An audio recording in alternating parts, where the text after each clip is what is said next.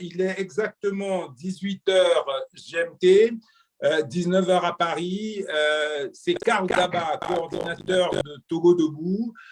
Soyez les bienvenus. Hein. Nous sommes Togo Debout dans la diaspora, mais comme vous le savez, sur le terrain, nous avons le Front citoyen Togo Debout et les deux frères, les deux mouvements sont des mouvements dans la même dynamique, dans la même philosophie et partagent effectivement les mêmes engagements pour la libération du peuple togolais. Et tous les mois, tous les derniers dimanches du mois, nous faisons un webinar et nous faisons un conf call ou une conférence qui est le rendez-vous Togo Debout qui nous permet d'être en contact avec vous, d'avoir des invités de marque qui sont les acteurs de la politique au Togo, hein, qui sont investis au quotidien dans l'actualité togolaise, de vous apporter des éclairages sur les thématiques différentes.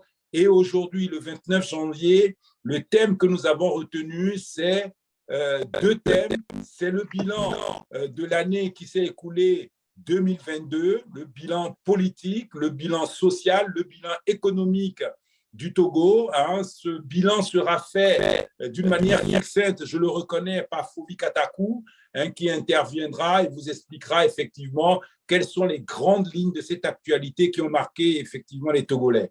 Dans un deuxième temps, notre frère Frédéric interviendra vraiment d'une manière beaucoup plus étayée, beaucoup plus longue sur les enjeux de 2023. Il a la liberté en tant que syndicaliste, il aura le temps de se présenter à vous, de nous présenter les perspectives, comment il voit l'année 2023, quels sont les principaux enjeux, quels sont les points saillants, quelles sont les perspectives pour le peuple togolais et quels sont les différents thèmes, les différentes problématiques ou les différentes actions sur lesquelles le peuple togolais devrait se mobiliser pour que cette année-là soit une année de progrès, hein, pour le Togo. Donc, je vous remercie de votre présence. Je vous demande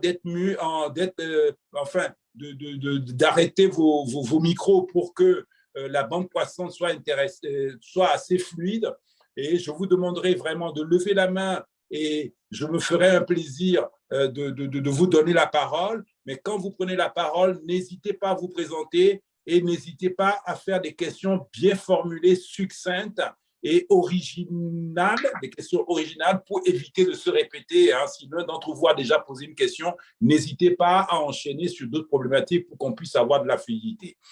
Nous commençons ce webinaire, soyez le bienvenu et on donne la parole tout de suite à Fovi Katakou qui va nous parler du bilan de l'année 2022. Fovi, prends le temps de te présenter. On te connaît, beaucoup te connaissent, mais il est bien chaque fois de se représenter parce qu'on rediffuse effectivement nos webinaires et qu'il y a des nouveaux qui ont besoin de savoir qui parle, d'où est-ce que tu parles et pourquoi tu parles à tes compatriotes. À toi, Fovi Katakou.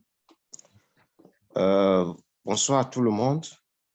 Je suis Fovi Katakou du mouvement Mbouké, de Togo Debout et de TLP. Je suis sociologue de formation. Je suis un militant des droits humains. L'année 2022 s'est écoulée et c'est une année riche d'histoire et d'événements. Et nous allons ensemble parler des faits qui, selon nous, ont marqué l'histoire du Togo en 2022 et voir ensemble comment nous pouvons aborder l'année 2023 pour que le peuple togolais puisse lui-même agir et lever pour ses droits sociopolitiques et économiques. Durant l'année 2022, nous avons eu plein de choses. Parmi ces choses qui ont marqué l'histoire, nous pouvons citer comme le rapport de Tournons la page. Pourquoi nous parlons de ce rapport? Ce rapport vient montrer aux yeux du monde comment le système a embrigadé l'espace public, comment le système a mis la main sur l'espace public, parce que de 2020 à aujourd'hui, toutes les tentatives de manifestation, toutes les tentatives de réunion, ce sont souvent pas des refus. Et nous avons connu aussi des morts en prison. Selon le rapport qui est sorti, le titre du rapport que le Togo, une tradition de répression. Et on compte ainsi entre août 2007 et octobre 2022, au moins 546 personnes arrêtées pour leur opinion, dont nombre d'entre elles seront torturées en détention. 11 personnes décéderont des suites de ces pratiques. Et souvent, c'est quoi? C'est qu'on libère les gens et quand les gens sortent, après quelques jours, ils perdent leur vie. On dénombre également 18 assassinats par les forces de l'ordre, par les forces de sécurité et de défense. Nous avons eu 10 journaux suspendus ou simplement interdits de parution pour avoir critiqué le pouvoir. Et 29 manifestations, dont 10 dans des lieux privés, sont interdites par les autorités togolaises. Et c'est dans ces cadres que nous parlons du verrouillage de l'espace public parce que le Front Citoyen Togo Debout, qui est une organisation de la société civile, a subi à plusieurs reprises du refus quand il veut organiser des manifestations. Non seulement le Front a subi des refus, mais des organisations de la société civile ou bien des structures proches du Front, pas du Front, de la personnalité de David Doucet, qui, à travers les universités sociales, organisent des camps de la jeunesse et font des travaux communautaires dans des endroits, ont vu simplement une interdiction de leurs activités. La dernière en date est les UST sont allés à la foire Togo 2000 pour prendre une stand. Et là, ils vont exposer le produit Namanya. Namanya, c'est quoi? C'est une application qui met les élus locaux et les citoyens en relation et qui permet aux citoyens d'avoir de l'information sur ce qui se passe dans leur commune.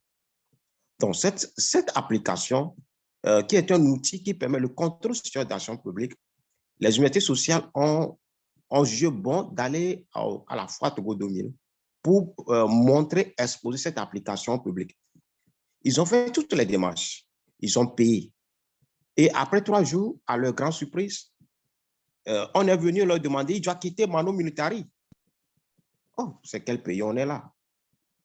Et dans ces foulées, dans le même moment, les universités sociales sont parties à Glidi pour rénover un centre communautaire là-bas. Mais les jeunes sont venus et puis on est venu chez eux leur dire ils n'ont pas pris de l'autorisation. Dans le cas, l'université sociale a voulu construire les latrines à Notien. Donc, plein d'effets simples que les citoyens veulent faire pour amener le citoyen à jouir de ça dans son environnement ou bien à manifester sa colère. Ça s'est rencontré par des refus, des interdictions de la part du système. Donc, ce rapport de Tournons la page est un des éléments qui permet de montrer l'environnement répressif dans lequel les Togolais vivent. J'invite tous les Togolais à s'approprier de ce rapport. Ce rapport est un outil d'engagement pour nous.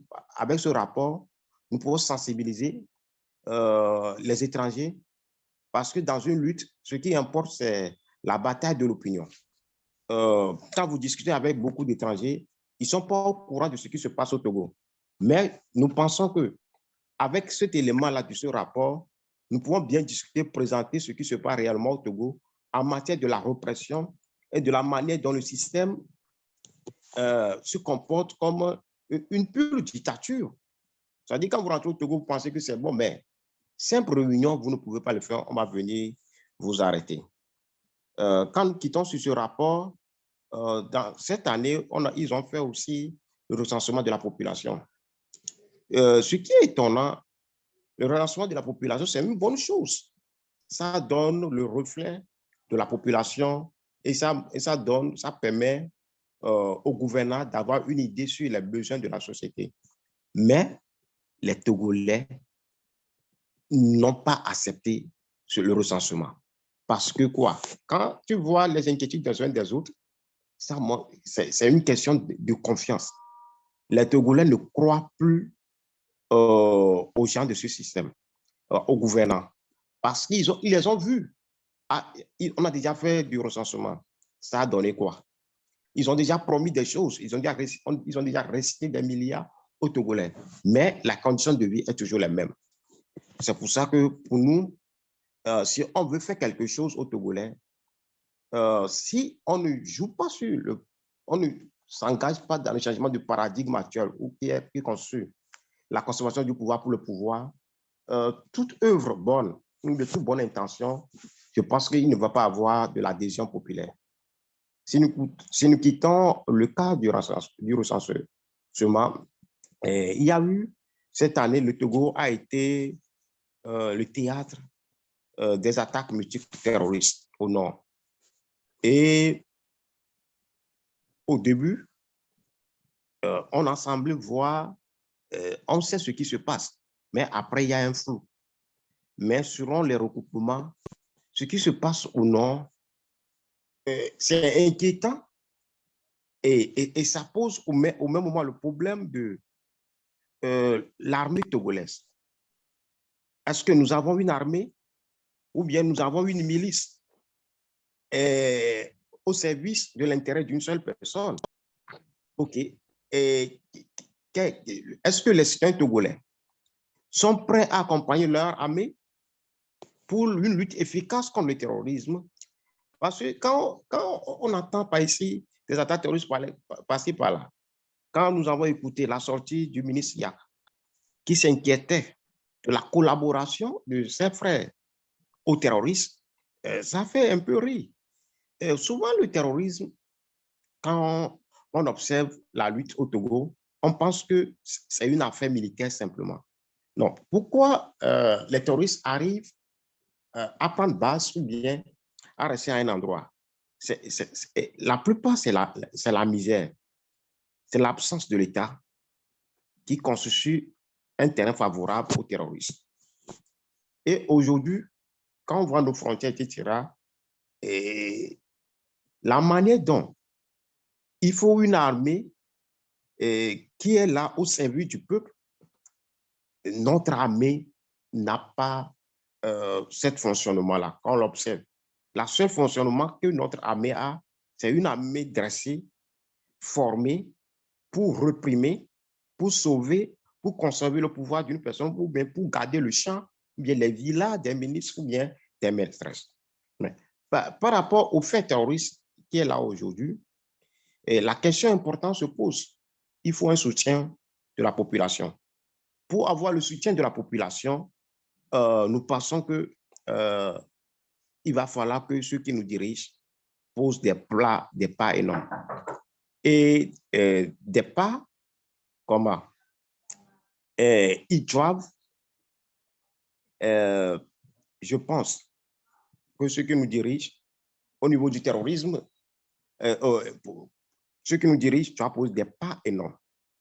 Et ces pas, c'est par rapport à la libération des prisonniers politiques. Et aujourd'hui, le climat politique est dense. Quand tu rentres dans le pays, ça ne se sent pas bien. Et je pense que par rapport aux multiples attaques terroristes, par rapport à la manière dont la communication se gère et par rapport à l'environnement, aujourd'hui, il est primordial pour ceux qui nous dirigent d'oxygéner un peu l'environnement politique par la libération des prisonniers politiques et pour une assise politique et pour que on puisse abandonner le paradigme du pouvoir d'une seule personne. Parce que ce qui se passe actuellement au nord du Togo, quand tu rentres en contact avec certaines personnes, certains villages sont dans la mer. Et c'est-à-dire les terroristes vont va-et-vient. C'est-à-dire avec les méthodes, la manière dont les terroristes attaquent et posent des choses, on s'interroge. Donc, nous pensons qu'il faut un plan de développement au niveau du Nord, un véritable plan de développement au niveau du Nord. Il faut, ça c'est sur le plan socio-économique, il faut que des structures culturelles, il faut investir énormément au Nord. Parce que quand moi j'ai écouté le ministre menacer ses concitoyens on ne peut pas lutter contre le terrorisme par des menaces. On peut bien arrêter, on peut, etc. Mais tant qu'il y a la misère, tant qu'il y a la précarité, les terroristes trouveront des moyens pour embaucher, pour amener les jeunes à collaborer avec eux. Parce que déjà, le Togolais, quand il voit le soldat togolais, il ne le voit pas comme quelque chose qui est là pour leur sécurité. Mais l'armée existe pour la sécurité d'une autre personne. Et donc, pour que cette vision change, il revient au gouvernant de changer le paradigme. L'armée doit exister pour le peuple. Et les jeunes qui doivent venir, il faudrait les reformer. Et là, il y a aussi la question qui se pose. Est-ce que ceux qu'on envoie sur le terrain sont bien équipés? Quels sont les matériels militaires qu'ils utilisent là? Est-ce que c'est bien équipé? Ceux qui achètent les matériels militaires là, est-ce que ce sont des matériels militaires de bonne qualité? Et quels sont les officiers qui sont formés à diriger les terrains? Est-ce que ce sont eux qui sont sur le terrain? Qui on envoie? Et ceux qu'on envoie sur le terrain, comment on les encourage? Ceux qui perdent leur vie, comment on prend soin d'eux, leur famille? Parce que, bon, on a écouté, beaucoup de gens sont tombés, mais qu'est-ce qu'ils deviennent? Les blessés à vie. Est-ce qu'il y a un plan pour ça? Donc, parce qu'il faudrait qu'on passe par là. S'il n'y a aucune chose qui est là-bas, et tous ces morts que nous écoutons, tous ces blessés que nous écoutons, si rien ne se fait là-bas, dans 6 mois, le moral de l'armée sera très bas. Donc, nous pensons qu'il faudrait que l'administration militaire, l'administration politique, l'administration socio-économique, tout ce monde-là doit s'asseoir. Parce qu'aujourd'hui, le Togo est assis sur une brèche. On doit s'asseoir pour réfléchir, pour voir ce qu'il faut pour bouter hors de nos routes les terroristes. Je ne peux pas terminer le problème terroriste en ne pas parler des bavures militaires par les drones où on a certains jeunes pendant la fête de Tabaski ont été pris pour des terroristes. Ils ont été tués. Mais après, l'armée est venue présenter ses excuses. Nous pensons que cette année, ces genres de bavures seront évités. Il faudrait que les experts, ceux qui sont qualifiés, puissent être envoyés. Ce n'est pas parce qu'on aura des milliards d'une institution étrangère pour la lutte efficace contre le terrorisme qu'il faut envoyer n'importe qui parce qu'on veut couper un peu d'argent. Non, il faudrait envoyer les spécialistes, bien les équiper. Et en cas d'accident, bien de perte, il faut tout un programme pour accompagner les victimes, pour accompagner les familles éplorées. Et dans cette année, il y a aussi un phénomène, le phénomène des peuls, de la transhumance des bœufs, qui cause du tort énormément à plusieurs paysans. Et là, j'interpelle nos autorités dans plusieurs communes. Il faudrait qu'on y réfléchisse.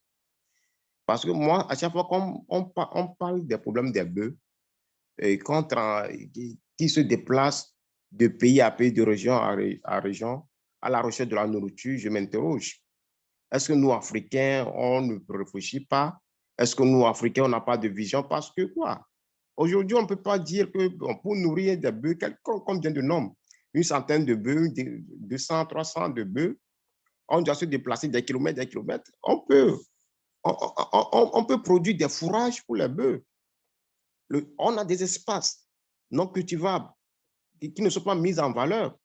Donc, je pense que l'État togolais doit penser à des cultures de fourrage pour des bœufs, pour permettre de mettre la nourriture à la disposition des peuls, pour que les peuls aussi puissent élever leurs bœufs et pour que les paysans aussi puissent cultiver.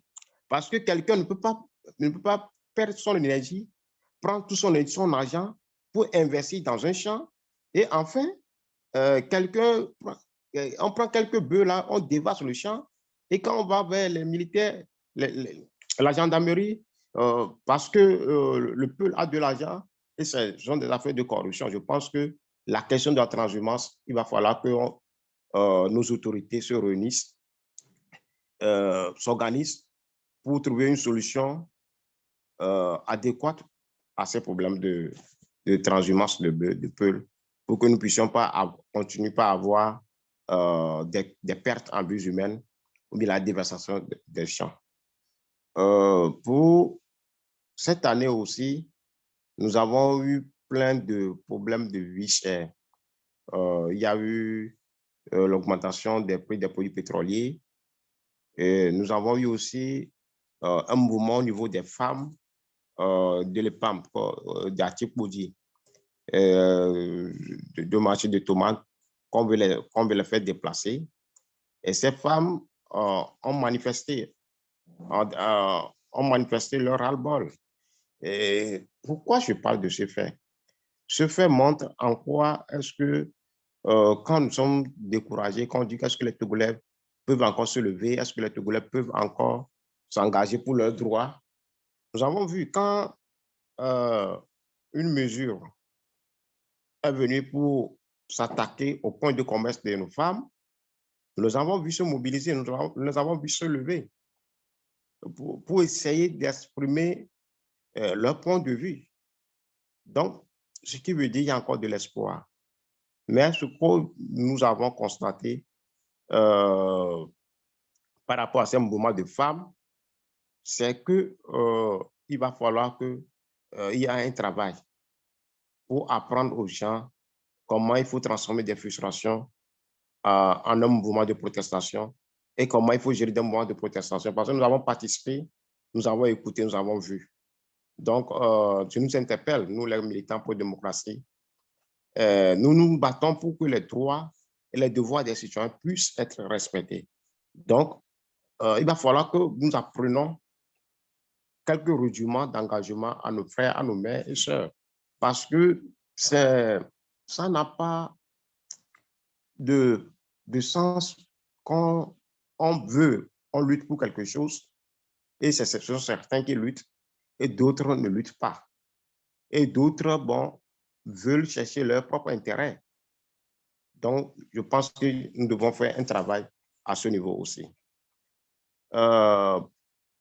Et l'association Veille économique a dit qu'il va accompagner ces femmes-là.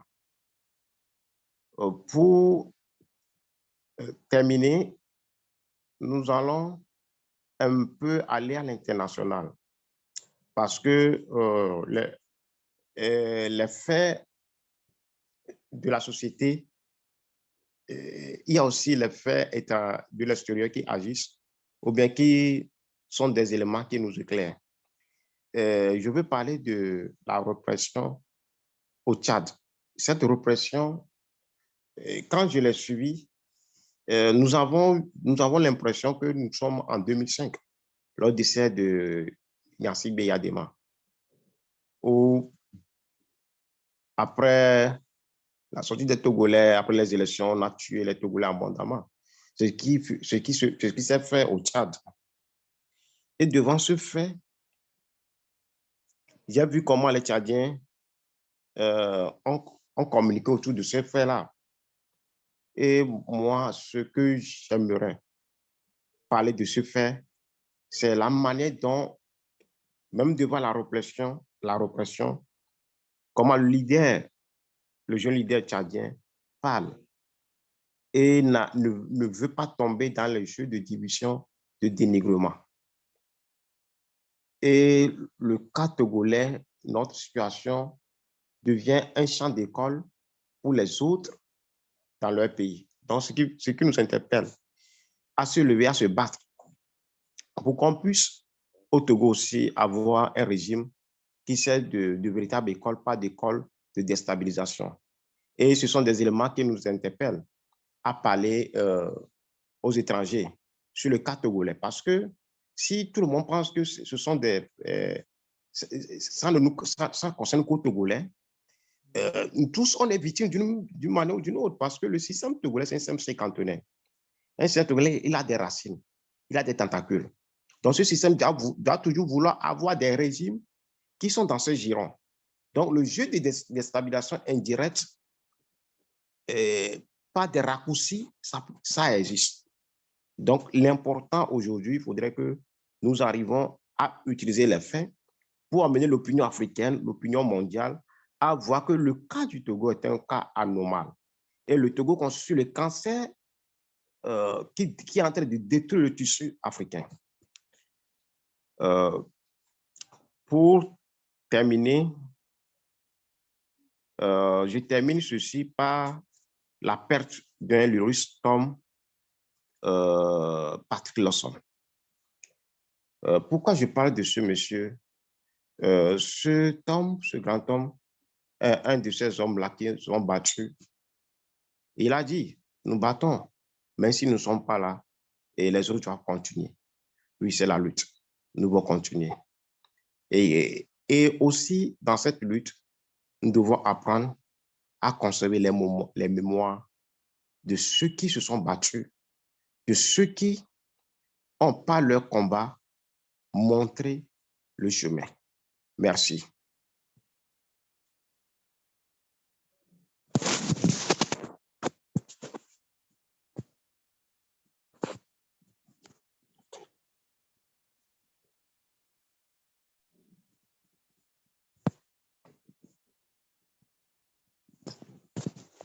Merci, j'ai terminé mon exposé.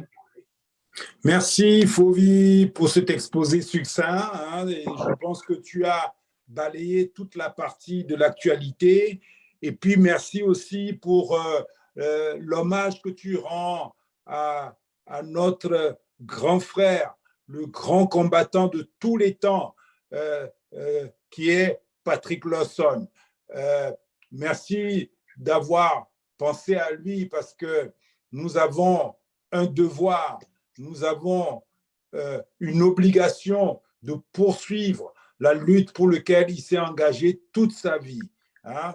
Sachez-le que Patrick Lawson, depuis la diaspora, depuis le retour au Togo en 1990, il a, au sein de l'opposition du MTD, prioritairement, là, qui a été créé dans les années 80 dans la diaspora, à travers l'UFC, à travers l'ANC, a toujours montré, à travers son patriotisme, sa connaissance de la lutte et de tout son investissement, que seule la lutte libère. Et nous lui devons respect en continuant le combat qu'il a mené et en intensifiant effectivement nos efforts pour que cette mémoire-là ne soit pas une mémoire oubliée. Nous allons donner maintenant la parole à notre cher invité Frédéric, qui va se présenter et qui va traiter vraiment l'actualité de notre webinaire d'aujourd'hui, du 29 janvier 2023, qui va concerner les enjeux pour 2023 au Togo, qui seront des enjeux économiques, des enjeux sociaux, qui seront des enjeux également au niveau de l'actualité électorale, j'espère. Et je te laisse la parole et prends le temps de nous présenter parce que nombreux d'entre nous ne te connaissent pas. Sois le bienvenu et c'est à toi. Merci bien et bonsoir à tous les panélistes. Puis, je me nomme Frédéric Nadidjoa Sanogou. Je suis comptable au CHR de Dapan. Je suis syndicaliste, point focal du syndicat national des praticiens hospitaliers du Togo, SYNFOTS. Je suis également le point focal du Front citoyen Togo Debout et de Tournons la page dans la région des Savanes. Je suis, juste une petite précision, je suis natif de Pengal, du Grand Pengal, précisément du Pengal Ouest, de Naki Est, qui est la zone la plus touchée par les attaques terroristes. Bien, je peux directement rentrer dans le vif du sujet en disant que par rapport aux enjeux de 2023,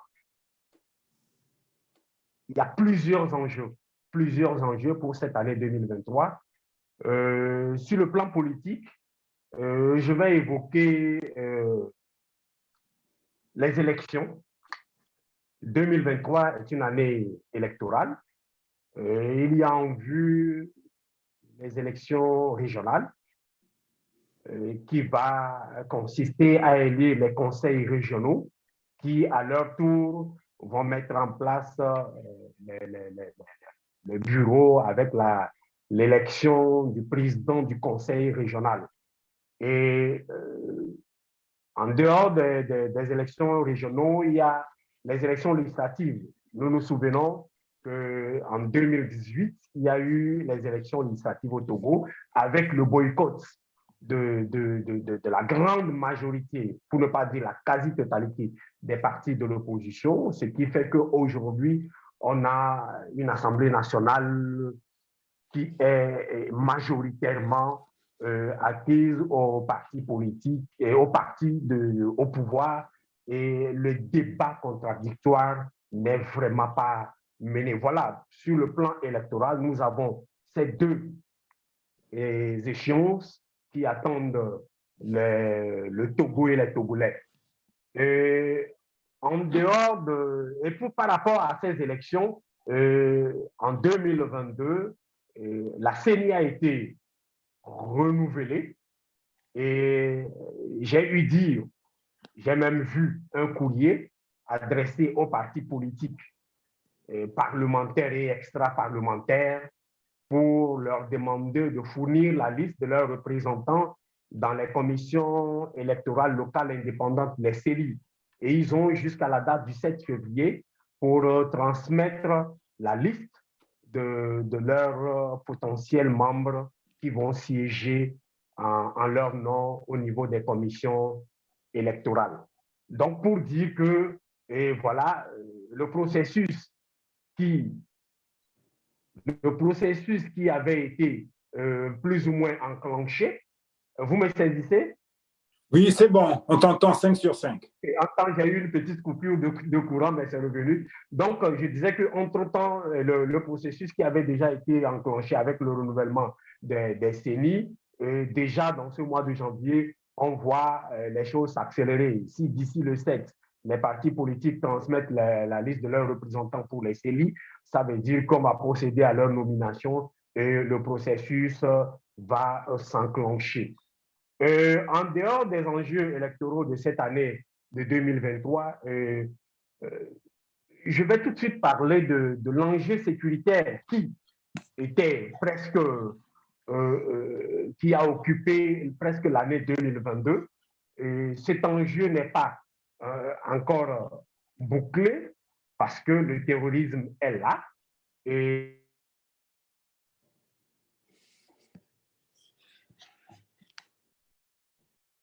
sur ce plan, je pense, 2022, la communication par rapport à ce phénomène de terrorisme prête un peu confusion. J'ai l'habitude de dire à certaines personnalités, à certains responsables administratifs, lorsque vous refusez de communiquer, vous donnez libre cours à tout le monde de dire ce qu'il veut, comme il veut, quand il veut.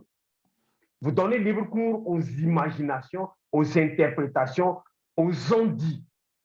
Mais lorsque vous communiquez, ça permet de taire toutes les spéculations. Et mon constat personnel, c'est que, voilà, au départ, on communiquait, mais il fut un moment où il n'y a pas trop de communication autour de ce qui se passe sur le terrain. Et ça fait que des informations fusent sur les réseaux sociaux et quelquefois vraiment contradictoires. Et on ne sait plus qu'est-ce qui se passe réellement sur le terrain. Et je ne suis pas un spécialiste des questions de terrorisme, je ne suis pas un spécialiste en termes de communication de guerre, puisque c'est une guerre entre griffes. Donc, je ne sais pas si c'est la meilleure stratégie, mais à mon sens, j'estime que lorsque le peuple, les populations sont informées, sensibilisées sur ce qui se passe, sur les dispositions, les précautions, les mesures à prendre, ça empêche que ces populations deviennent, entre griffes, des acteurs qui naviguent contre eux-mêmes leur propre sécurité. Parce que quelquefois, des gens posent des actes sans savoir que l'acte qu'ils sont en train de poser, ils sont plutôt en train de favoriser les terroristes dans leurs actions. Voilà. Mais quand on est bien informé, bien sensibilisé, ça permet qu'on puisse comprendre que ce que je faisais et que je pensais que c'est un truc normal ou un truc qui peut-être m'arrangeait, me dessert plutôt. Voilà, donc je profite de cette antenne pour demander à nos autorités de trouver la formule de mieux communiquer avec les populations, de mieux sensibiliser les populations pour qu'on sache où mettre le pied et où ne pas mettre le pied. Je demande également à nos autorités de faire en sorte que toutes les couches sociopolitiques soient impliquées dans cette lutte. L'armée seule ne peut pas arriver à bout du terrorisme. L'armée à elle seule ne peut pas. Le combat militaire seul ne peut pas résoudre totalement et définitivement la question du terrorisme. Il faut qu'on permette à chaque acteur, à quelque niveau que ce soit, de pouvoir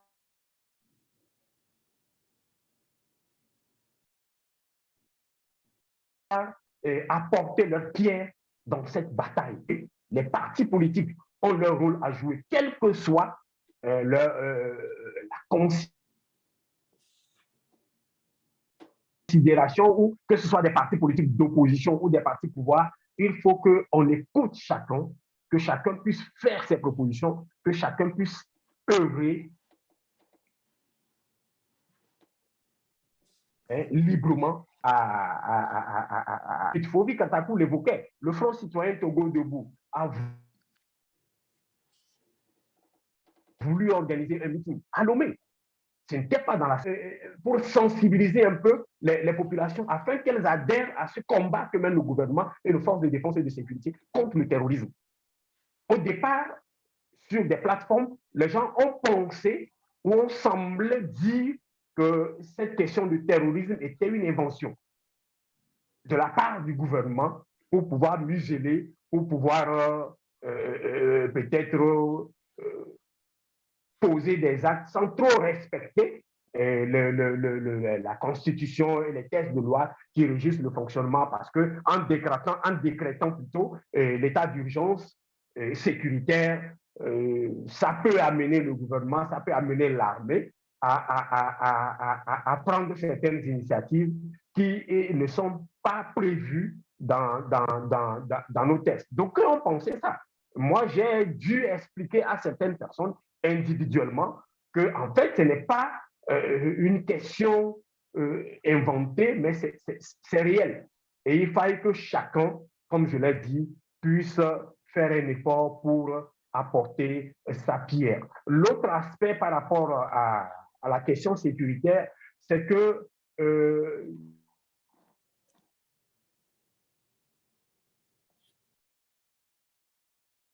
je ne connais pas le niveau ou le degré de sécurité, mais je lance un appel au gouvernement, que le gouvernement puisse faire en sorte que nos forces de défense aient l'armement, les outils, le matériel nécessaire pour combattre efficacement ces terroristes qui, selon ce que nous entendons des autres pays, notamment le Mali, le Niger, le Burkina, qui ont déjà connu ce phénomène, il nous revient que quelquefois ces terroristes sont mieux équipés, mieux armés que les forces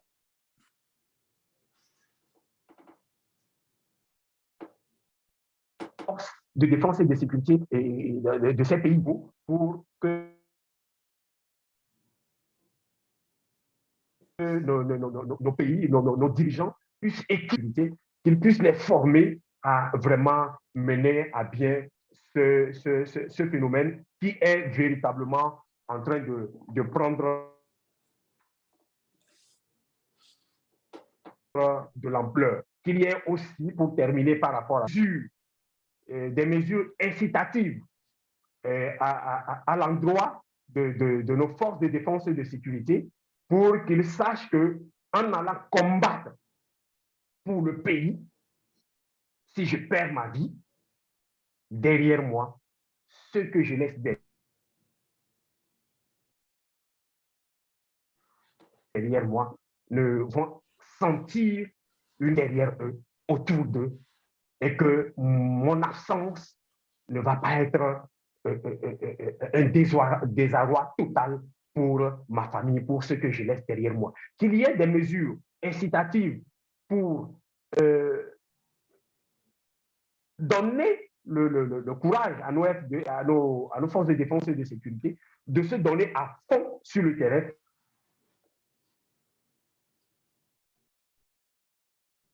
de ne pas penser à ce qui va se passer des mesures qui sont prises. Il y a également l'aspect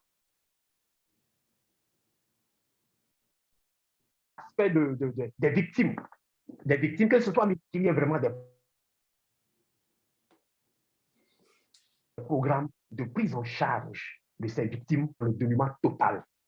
Que des gens se retrouvent, des orphelins, des veuves, se retrouvent dans des situations où le voilà ce que je pouvais dire en ce qui concerne l'aspect sécuritaire et que nos autorités, comme je l'ai dit, puissent impliquer tout le monde, puissent mettre les moyens nécessaires pour pouvoir combattre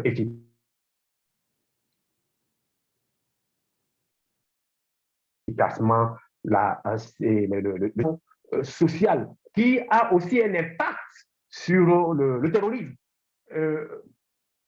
Il faut vraiment que des mesures spéciales soient mises en œuvre pour réduire la pauvreté, pour réduire le chômage des jeunes, pour réduire la précarité des populations dans la région des savanes. Parce que quoi qu'on dise,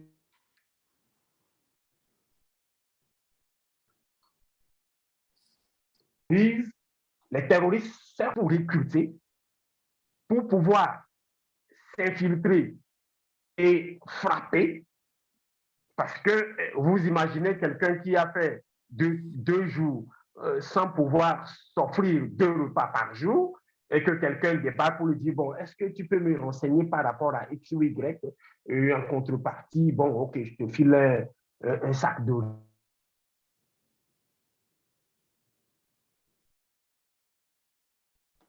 riz, un sac de maïs, plus peut-être un 50 de le satisfaire pour pouvoir être satisfait sur le plan alimentaire, pour pouvoir résoudre ces problèmes élémentaires.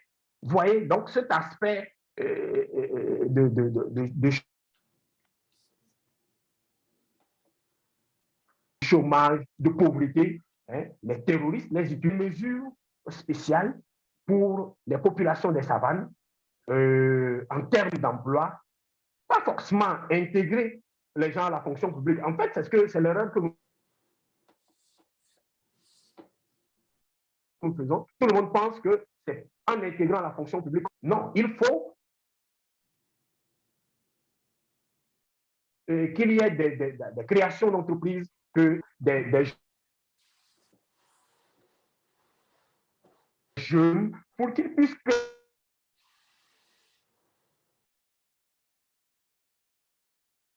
créer leurs entreprises, qu'on les accompagne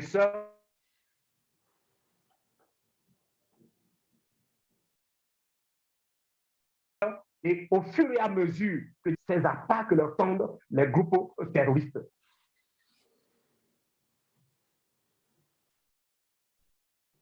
L'autre aspect, c'est la vie chère. Il y a des mesures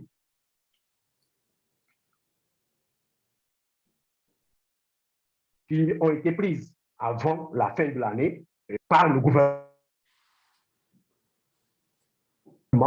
mais comme on le dit, prises par rapport aux fonctionnaires, la révalorisation du SMIC,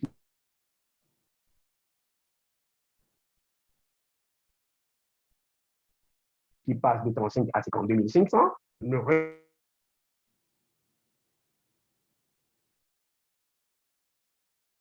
réclamaient pas 52 500, mais les syndicats, ils étaient à 60 000. Mais bon, au finish, le gouvernement a octroyé, bon, on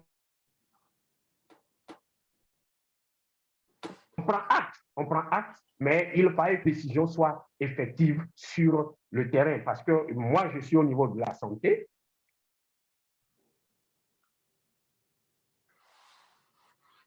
Je profite pour le dire, nous avons des agents de santé qui sont payés à 25-30 000.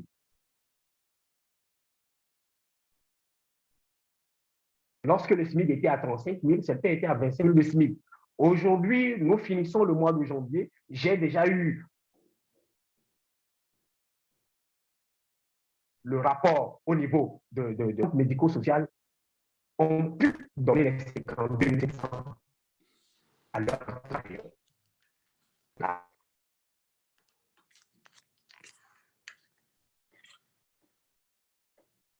majorité, environ 80 à 86, les 52 500 pour ce mois de janvier par rapport à la nouvelle décision, à la nouvelle subvention, les mesures,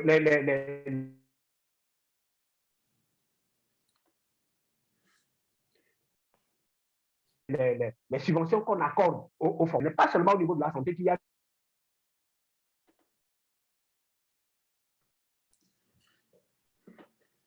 des agents qui émargent sur des où on avait des enseignants volontaires. Excusez-nous de quelques coupures qu'on a, Frédéric, ça saute de temps en temps. Il va falloir que l'État réagisse.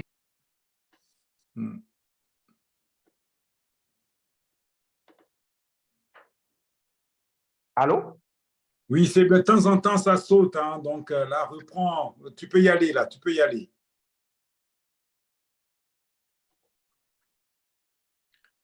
Frédéric, okay, on t'entend, mais je te prévenais simplement que de temps en temps, ça saute. Oui. C'est bien, tu peux continuer, Frédéric. Ok, d'accord. Je vais revenir sur certains points plus.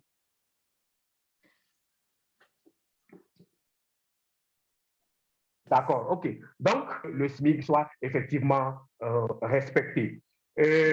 Autre point par rapport à la vie chère.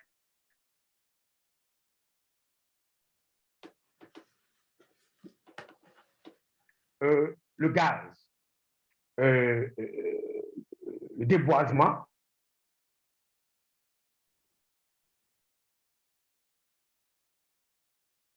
Mais si le gaz coûte plus cher de forêt qui nous reste, je suis revenu de Lomé le vendredi, mais au niveau de l'outil, il n'y a pratiquement plus d'arbres dans la zone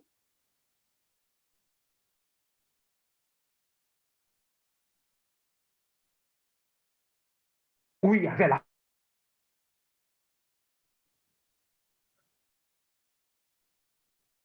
faune.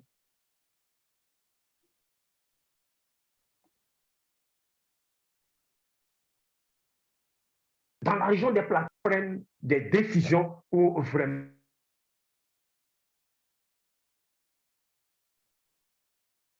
impacter le côté des populations sur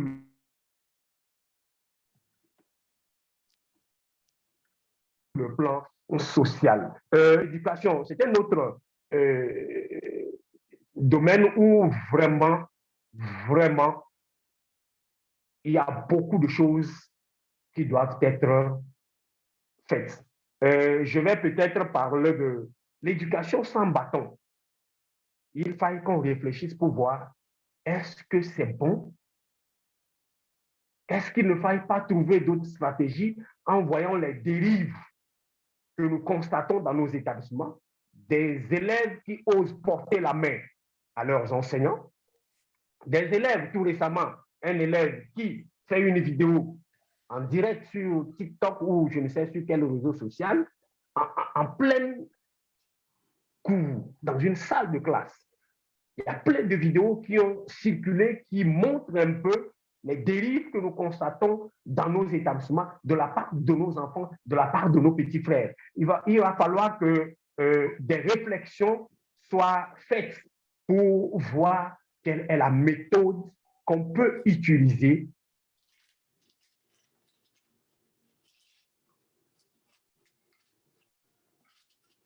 sans toutefois brimer, les amener à être plus responsables, plus respectueux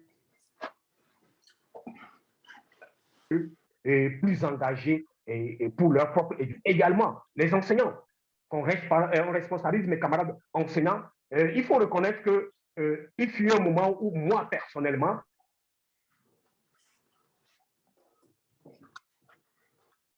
j'ai approché certains de mes camarades enseignants. L'éducation est en train de baisser. C'est vrai, l'État a sa responsabilité. Les parents ont leur responsabilité. Mais vous vont à l'enseignement, pas par vocation, pas par amour, mais juste parce qu'ils n'ont pas trouvé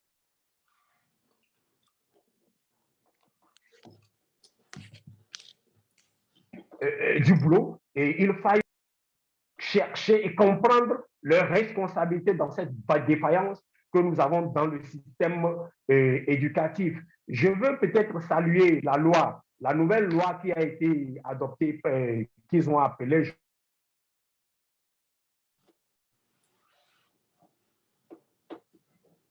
je crois, la loi sur les apprenants, une très bonne loi. Mais j'ai une inquiétude.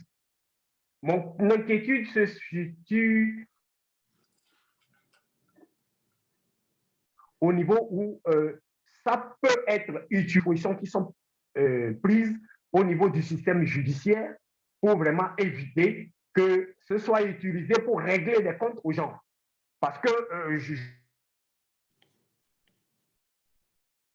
je peux tout de suite me lever, je suis parce que, car sa tête ne me plaît pas, je veux lui faire du mal, je peux tout de suite me lever pour dire, voilà, Karl me fait la cour, Karl me fait ci, me fait ça.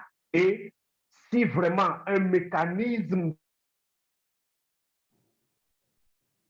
de vérification n'est pas mis en fait, qui puisse l'amener à se retrouver face à la justice. Donc, c'est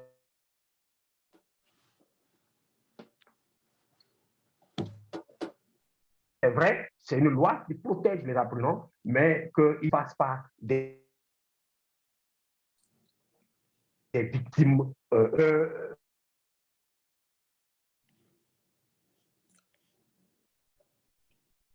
Permettez-moi un peu de dire que lorsqu'on parle... Frédéric. De l'aspect social. Frédéric. Mon cher Frédéric. Oui. Je vais te laisser un peu te reposer. Je vais un peu te laisser te reposer parce que ta bande passante est assez faible et de temps en temps, tout ton propos est haché et on n'arrive pas à avoir de continuité dans tes propos. Ce qu'on va faire, si tu me le permets, tous les, comment on appelle ça, tous les participants sont d'accord, on va laisser un peu ton ordinateur se reposer parce que j'ai l'impression que la bande passante est faible. Mais par contre, tu vas faire une tentative. Essaie de désactiver ta caméra. Peut-être que le fait de ne pas avoir ta vidéo va permettre à ta voix d'avoir un peu plus de passage. Je ne sais pas si tu sais. Voilà. Ce qu'on va faire. Oui, voilà, tu vois, là, je t'entends très, très, très bien. Je te laisse poursuivre et voir si c'est beaucoup mieux pour qu'on puisse te comprendre. Et tout de suite après, préparez-vous tous les intervenants parce que ce soit Fovi Katakou, que ce soit Frédéric, énormément de thèmes ont été abordés et je compte sur vous pour relancer les débats sur la partie du terrorisme, sur la partie des élections, sur la partie effectivement de l'éducation, sur la partie de la vie chère. Je vous invite, vous, participants, parce qu'il s'agit des enjeux pour 2023, de poser toutes les questions que vous voulez à Frédéric et à Fovi, parce que Togo Debout privilégie des interlocuteurs qui sont sur le terrain, qui vivent au jour le jour auprès des populations, qui sont des acteurs dans la société civile. Ce sont eux qui sont plus proches de la population et qui savent à peu près ce sur quoi nous devons compter pour essayer de remobiliser cette population, de les aider pour que demain, il y ait un jour meilleur. Frédéric, je te laisse continuer et essaie quand même de raccourcir parce que tu auras déjà fait ta demi-heure et qu'on va laisser la possibilité aux autres de nous poser des questions. À toi, Frédéric, pour la conclusion de cette première partie.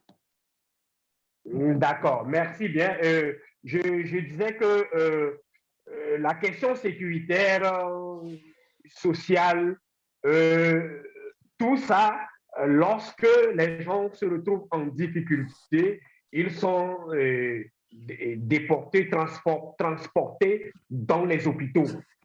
En tant que syndicaliste du secteur de la santé, je voudrais lancer un appel. Lorsque nous disons au niveau des hôpitaux que nous sommes sous-équipés, le manque de personnel, les gens ont tendance à penser que le SYNFOX exagère. C'est lorsqu'ils se retrouvent eux-mêmes dans des situations et qu'ils voient les réalités qu'ils disent « Ah, vraiment, les amis, vraiment, nous vous comprenons mieux. » Voilà, voilà, voilà, voilà. Donc, je profite de l'occasion pour dire il va falloir que les autorités puissent mettre un accent sur l'équipement des hôpitaux, le recrutement du personnel, la formation continue.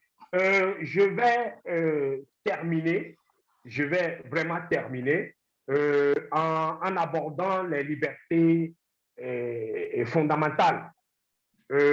Nous sommes dans une année électorale, mais malheureusement, 2022 et peu avant 2022, on sent au Togo que de plus en plus, les citoyens sont un peu coincés. De nouvelles lois sont adoptées par l'Assemblée nationale et ces lois viennent réduire les libertés fondamentales, notamment les manifestations publiques, que ce soit à l'encontre des partis politiques ou des organisations de la société civile, des syndicats. Récemment, une loi a été adoptée par rapport aux libertés syndicales où on a introduit beaucoup d'aspects qui, si nous ne prenons garde, va amener progressivement à la disparition de cette liberté syndicale, à la disparition totale des syndicats. Or, dans un pays où il n'existe pas de syndicats, dans un pays où il n'y a pas de possibilité des populations d'élever la voix pour dire il y a telle chose ou telle chose qui ne marche pas, c'est un pays qui, au bout d'un certain temps, on peut peut-être penser que tout va bien, mais lorsqu'on empêche les gens de s'exprimer, lorsqu'on empêche les gens de parler, lorsqu'on empêche les gens de dire ce qui ne va pas, c'est une bombe qu'on est en train d'entretenir et le jour où ça va s'exploser, ça va exploser, ce ne sera pas bon ni pour les dirigeants, ni pour l'ensemble des populations. Donc, il va falloir qu'on donne un peu plus de liberté aux organisations de la société civile, aux acteurs politiques, de tout bord que ce soit, de pouvoir dire ce qui va, de pouvoir dire ce qui ne va pas, qu'il y ait le débat contradictoire, que des journalistes ne soient pas interpellés, que des gens, parce qu'ils ont tenu des propos sur le plan politique ou sur le plan syndical, qui ne soient pas mis en prison. Je profite de l'occasion pour dire que pour un apaisement, le gouvernement doit maintenant penser à libérer tous les détenus politiques. Sans exception, si vraiment nous voulons qu'il y ait une paix sociale, une cohésion sociale, que tous les Togolais parlent de la même voix pour résoudre les questions, les difficultés que traverse le pays, il va falloir maintenant que les détenus politiques puissent recouvrer leur liberté et qu'ils puissent revenir à la vie active et contribuer au développement de notre pays. Je crois que par rapport aux enjeux de 2023, voilà un peu ramassé ce à quoi nous pouvons faire face. Ce que je pense du contenu de 2023 dont nous sommes en train de boucler déjà le premier mois. Karl?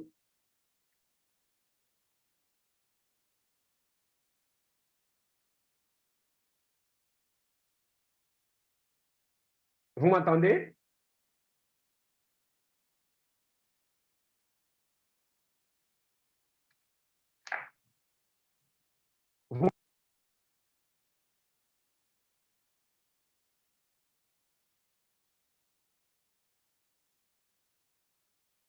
Allô?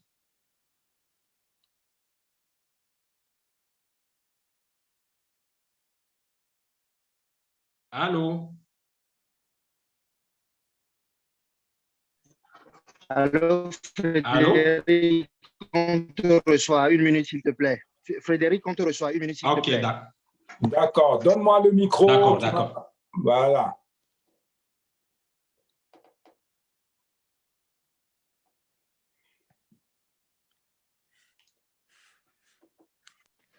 Allô, Karl, tu as la parole. Oui, merci Frédéric, merci Fovi Katakou. Nous allons directement donner la parole à Benjamin. Si jamais, Benjamin Amouzou, si jamais tu peux ouvrir ton micro, si tu peux lui donner l'accès à la parole et l'homme, si c'est possible, pour que Benjamin puisse intervenir.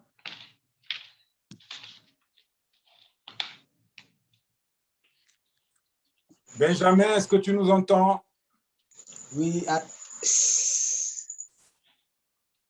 C'est bon, Benjamin, c'est à toi. Tu te présentes et puis tu nous exposes ta question.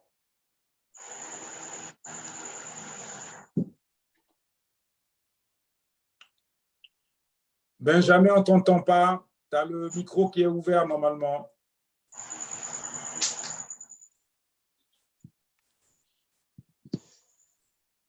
Allô, Benjamin, on t'écoute.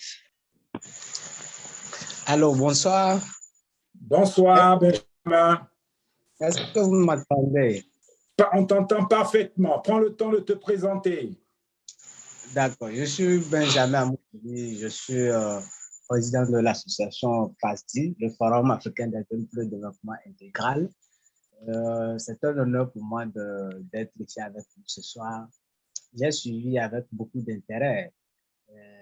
C'est vrai que je suis rentré un peu plus tard. Je n'ai pas pu suivre le développement de M. Fovi Katakou, mais j'ai suivi quand même M. Frédéric. Il a été très pertinent dans son développement. Ce que je voudrais relever, ce n'est pas vraiment une question, mais je n'ai pas entendu parler de la réponse systémique au niveau régional ou sous-régional à la question du terrorisme. Parce qu'aujourd'hui, c'est pour moi la solution la plus adéquate à la question du terrorisme, qui n'est pas seulement au Togo, mais dans beaucoup de pays africains. Alors, lorsque nous voyons un peu le mode opératoire du terrorisme, c'est vrai que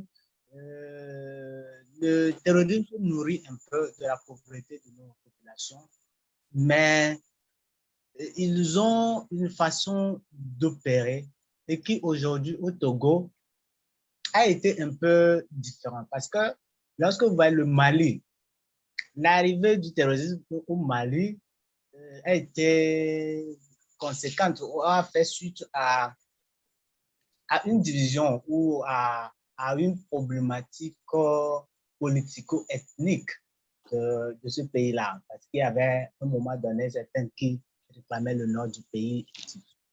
Au Burkina Faso, on peut également faire une analyse similaire suite au départ de Blaise qui a favorisé l'arrivée du terrorisme au Togo, au Burkina, pardon.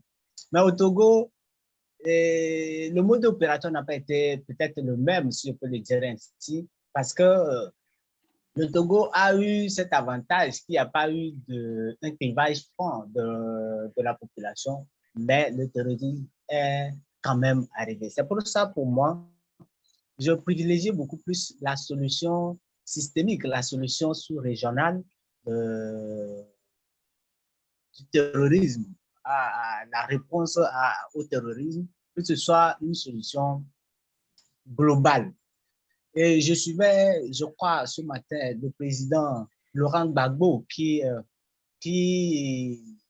théorisait dans le même sens en proposant une force anti-terrorisme de la Merci CEDEAO. Benjamin. Benjamin, est-ce que tu peux formuler une question précise à Frédéric pour que lui, qui est un acteur de la vie politique, puisse te répondre? Pour pouvoir peut-être éclaircir mieux ce que je voudrais, ma question. C'est-à-dire que comme ils n'ont pas parlé de ça, est-ce que pour eux, ce n'est pas, ou bien c'est une solution secondaire? Est-ce que c'est une solution secondaire selon eux? Puisque dans le développement, ils ne peuvent vraiment pas parler de cette question. Okay, merci Benjamin. Frédéric, est-ce que tu as quelques instants ou Fovi Katakou, qu'est-ce que vous avez à apporter comme Oui, non, je peux répondre. Hein? Vas-y, Frédéric. Je peux aller? Oui. OK. Au niveau du Mali, du Burkina, c'est vrai, il y a eu les problèmes liés à l'ethnie, à des clans et autres, mais le cas du Togo, du Togo n'est pas identique au Mali surtout. Au Togo, en fait, les djihadistes ou les terroristes se sentant menacés dans le Mali, le Burkina, il leur faut trouver d'autres territoires où ils vont être pour pouvoir mener des attaques. C'est ce qui explique leur entrée au Togo. Parce qu'ils se sont menacés dans le Mali, ils ont été repoussés dans plusieurs localités du Mali, ce qui a fait qu'ils se sont rabattus sur le Burkina. Et dès que des attaques ont commencé par être menées contre eux, ils ont cherché à s'étendre au Bénin, au Togo, et c'est parce que le Burkina et le Ghana, on n'en parle pas, mais j'aurais appris qu'il y a des attaques également au niveau du Ghana.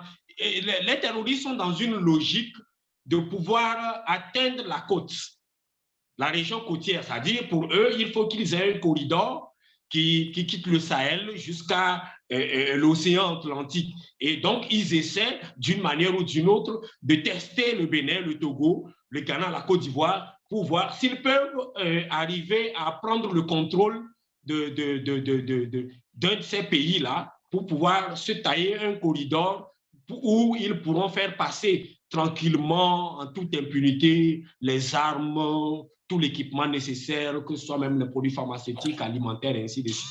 Donc, c'est ça à peu près qui fait la différence entre la question terroriste au Mali et la question terroriste au Togo. Voilà, c'est l'explication que moi, je pouvais apporter. Merci, Frédéric. On prend un autre intervenant qui est Nebete.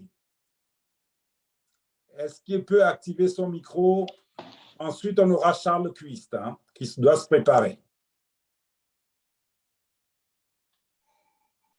Oui, je vous remercie de m'avoir donné la parole. Je me présente, je suis Naïbet, je vis en Italie, premier responsable d'une association pour l'intégration de nos jeunes frères qui arrivent en Italie.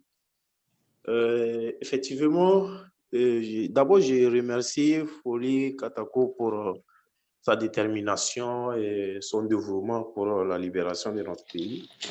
Et je remercie aussi Frédéric. Mes questions sont sur deux volets ou trois, rapidement, pour me résumer. J'ai entendu dire ici que le 7 février, il y a un délai pour revoir le CNI.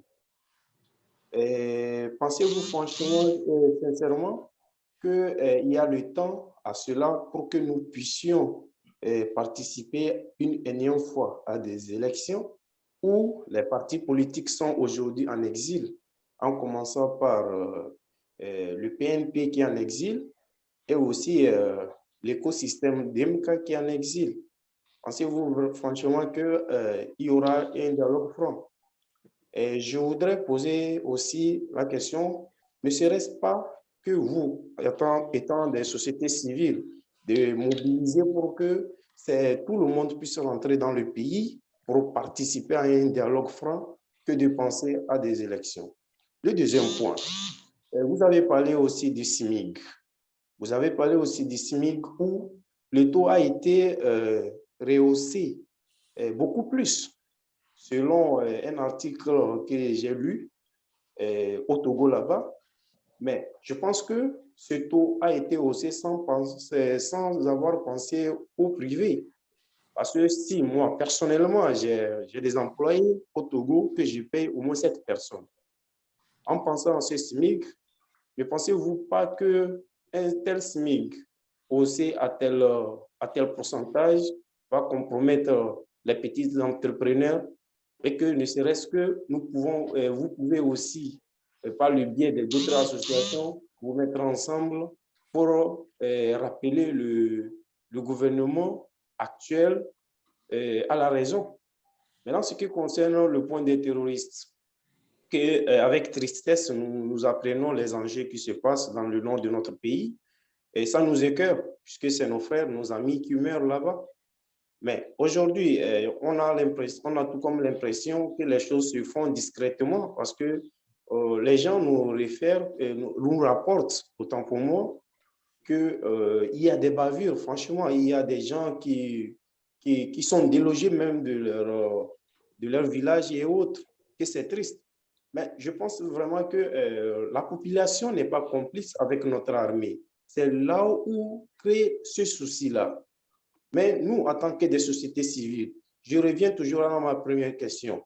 Les sociétés civiles, que ce soit de la diaspora ou ceux qui sont encore actifs sur le terrain, de se mettre ensemble pour faire rentrer tous les acteurs qui sont aujourd'hui en exil afin de pouvoir s'asseoir de façon franche à parler avec ce régime qui s'est enraciné pendant des années, plus de 50 ans, pour qu'ils puissent trouver une solution afin d'avoir l'approbation de la population qui n'est pas nullement complice avec notre armée. Je vous remercie. Merci, Nabete. Frédéric, tu peux remettre éventuellement la caméra. On va essayer de tenter de voir si ton message, tes réponses vont bien passer par rapport au questionnement de Nabete qui est à savoir, peut-on faire confiance à un régime alors que la plupart des Togolais sont à l'exil, les partis politiques sont muselés, et comment peut-on faire confiance à ce régime-là alors qu'il y a l'enjeu du terrorisme et que tout à l'heure, vous avez, Frédéric, vous-même fait des propositions au gouvernement, un gouvernement qui n'a pas effectivement des critères qui ne respectent pas déjà les critères qui permettront une bonne gouvernance, qui permettront des élections libres et transparentes. Comment pouvez-vous demander à ce gouvernement d'avoir la confiance du peuple alors que cette confiance-là n'est pas possible dans le cadre politique actuellement au Togo? Oui, lors d'une interview, dans l'une de mes sorties, je l'avais dit, je m'étais même adressé directement au gouvernement et je leur ai dit qu'ils ont intérêt à faire en sorte que la population puisse leur faire confiance et que la confiance était rompue entre dirigeants et population depuis plusieurs années. Et effectivement, pour mieux lutter, je l'ai dit, pour mieux lutter, il faut que tout le monde se sente impliqué et que ce ne soit pas juste une implication du bout des lèvres, mais que ce soit une implication réelle. Il faut qu'il y ait une certaine démocratisation, une certaine ouverture pour permettre à chacun de pouvoir se sentir libre chez soi au Togo.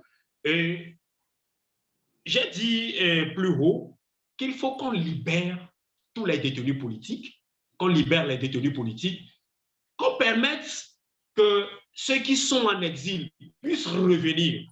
Il faut que ceux qui sont en exil, effectivement, puissent revenir pour que nous essayions, quand on parle de cohésion sociale, la cohésion sociale ne peut être effective s'il y a des gens qui sont en détention pour avoir peut-être tenu des propos ou pour avoir donné une opinion. On ne peut pas parler de cohésion sociale lorsque certains citoyens se sentent mis à l'écart de la chose publique. On ne peut pas parler de cohésion sociale lorsque certains sont en exil. Donc, il va falloir que pour que la cohésion sociale soit effective, qu'il y ait une certaine transparence à tous les niveaux de la part de nos dirigeants, une transparence sur le plan économique, sur le plan social, sur le plan politique, sur le plan électoral, qu'il n'y ait pas des Togolais entièrement à part et des Togolais entiers à part. À part entière plutôt, excusez-moi, qu'il n'y ait pas de Togolais entiers à part et des Togolais entièrement à part. Que les Togolais se sentent égaux vis-à-vis des lois, que les Togolais se sentent réellement Togolais comme tout autre, que certains ne se prennent pas supérieurs aux autres. C'est tout ça là qui crée des divisions et qui font que lorsqu'il y a des situations, certains se sentent concernés par la situation et d'autres se disent, moi ça ne me regarde pas, c'est eux qui dirigent, voilà, qu'ils fassent comme ils peuvent, ils n'ont rien vu, ainsi de suite. Donc vraiment, il va falloir que, comme notre ami Naïbet l'a dit, qu'effectivement, qu'on pense à trouver la formule pour que tous les Togolais qui sont en exil puissent rentrer et qu'il n'y ait pas de détenus politiques, de restrictions de liberté et que nous tous, nous puissions nous sentir Togolais, que d'autres ne soient pas supérieurs à d'autres. Il a évoqué l'aspect SMIC. Je crois que dans cette discussion pour revaloriser le SMIC, le patronat a effectivement participé. Et je pense qu'il y a, lors de cette discussion, je n'ai pas eu le détail complet des discussions qui ont eu lieu, mais je pense qu'il y a quelque chose, des propositions qui ont été faites pour que le gouvernement puisse appuyer le patronat, puisse appuyer les petites et moyennes entreprises pour qu'ils puissent mettre en œuvre cette décision de revalorisation du SMIC. Si moi j'ai mon business qui me rapporte à peine comme bénéfice brut mensuel 300 000 et que j'ai 3 agents que je dois payer l'eau, l'électricité, je dois faire face à l'impôt, aux taxes de la mairie, ainsi de suite, mais cela va sans dire que je serai incapable de payer les 52 500. Sinon, je ferme ma boîte dans les mois qui suivent. Ça, c'est inévitable. Donc, il y a une discussion qui doit se faire ou qui a commencé, qui doit se poursuivre entre le patronat et le gouvernement pour que des formules puissent être trouvées. Si ça va être des allègements fiscaux, si ça doit être des subventions à apporter, à accorder à ces entreprises, aux petites et moyennes entreprises, même aux grandes entreprises qui, avec l'effet du terrorisme et d'autres situations, ont aussi des difficultés. Ils vont peut-être trouver des formules et permettre que les entreprises puissent vivre. Le 7 février, comme il l'a dit, le 7 février, c'est la date butoir pour les partis politiques qui ont droit à des sièges à la Commission électorale locale indépendante. Est-ce qu'il faille participer ou ne pas participer? J'avoue que je ne suis pas très bien placé pour répondre à cette question, mais de mon point de vue, en tant que citoyen, le boycott a montré ses limites au Togo. Le boycott a montré ses limites au Togo, ce qui a fait reculer en matière de droit notre pays, parce que les tests, comme je l'ai dit tout récemment dans ma première intervention, les tests qui sont votés par l'Assemblée nationale, où il n'y a pas véritablement de débat contradictoire, sont des tests qui réduisent davantage les libertés. Maintenant, est-ce qu'il faut continuer de boycotter? À mon sens, non. Mais il revient aux partis politiques de s'asseoir, de réfléchir et de trouver la formule qu'il faut. Et je profite de l'occasion pour dire qu'il faille qu'au niveau des partis politiques d'opposition au Togo arrêtent de se combattre. Il est vraiment important qu'ils puissent arrêter de se combattre et qu'ils puissent aller à l'unité d'action, qu'ils aillent à l'unité d'action. Je crois que c'est en ce sens qu'ils pourront vraiment se tailler une bonne place pour peser dans le débat politique au Togo. Le boycott, sincèrement, ça a montré ses limites au Togo. Je crois que c'est ce que je pouvais dire par rapport à l'intervention de notre ami. Merci. Merci Frédéric. On va donner la parole à Charles Christ qui est un de nos grands combattants. Voilà. À toi, Charles. Oui, bonjour, tu m'entends? Oui, on t'entend parfaitement. Très bien, merci beaucoup de me donner la parole. Bonjour à nos jeunes frères qui au Togo continuent de mener cette lutte incessante, de parler librement avec du courage et je les remercie beaucoup. Mes questions sont assez simples. La première des questions, c'est au niveau des élections. Est-ce que les listes électorales ont été appuyées? Est-ce qu'on peut dire que les listes électorales au Togo aujourd'hui sont des listes fiables pour qu'on puisse avoir des élections fiables et sûres? La deuxième chose que je voulais dire, ça c'est par rapport à notre ami qui est du Saint-Faute. Moi, je suis médecin, je vis à la Martinique et je suis allé au Togo il n'y a pas longtemps. Je suis allé pendant à peu près 1 mois et demi et je suis resté au Togo. Et quand je vais, bien entendu, je visite le centre hospitalier, que ce soit à Lomé et à Padimé, et surtout les centres de santé dans le village, et j'apporte le peu que je peux dans ces centres de santé. Et quand je regarde ces centres de santé, je me demande, est-ce qu'on soigne les gens là-bas? Parce que c'est tellement dégradé.